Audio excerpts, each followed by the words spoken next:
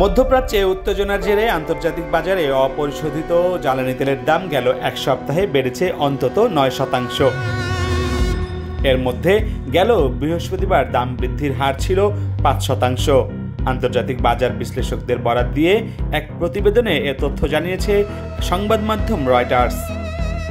রয়টার্সের প্রতিবেদনে বলা হয়েছে, গত এক সপ্তাহে অপরিশোধিত জ্বালানি তেলের দুই ব্র্যান্ড ব্রেন্ট ক্রুড এবং ওয়েস্ট টেক্সাস ইন্টারমিডিয়েট উভয়ের তেলের দাম বৃদ্ধি করেছে।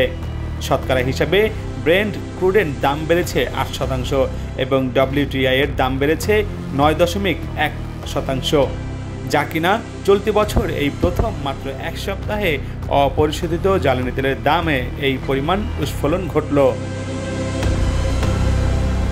জ্বালানি তেলের বাজার বিশ্লেষণকারী বিভিন্ন সংস্থার কর্মকর্তারা জানিয়েছেন, বাজারে অপরিশোধিত তেলের একটি উল্লেখযোগ্য অংশ আসে ইরান থেকে।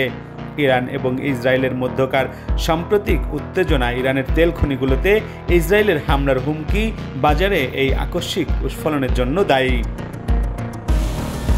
যুক্তরাজ্যের বাজার বিশ্লেষক সংস্থা স্টোন এক্সের কর্মকর্তারা জানিয়েছেন, ইসরায়েল যদি সত্যি ইরানের তেল অবকাঠামোতে লক্ষ্যবস্তুতে পরিণত করে, সেক্ষেত্রে আন্তর্জাতিক বাজারে তাৎক্ষণিকভাবে অপরিশোধিত তেলের দাম প্রতি ব্যারেলে $3 থেকে $5 আরও বাড়তে পারে।